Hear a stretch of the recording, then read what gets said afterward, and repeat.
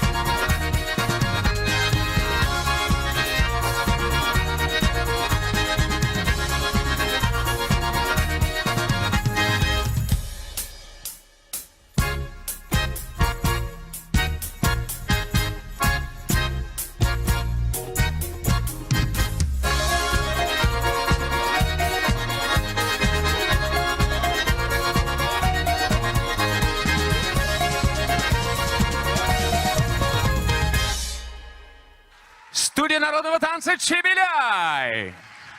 Браво!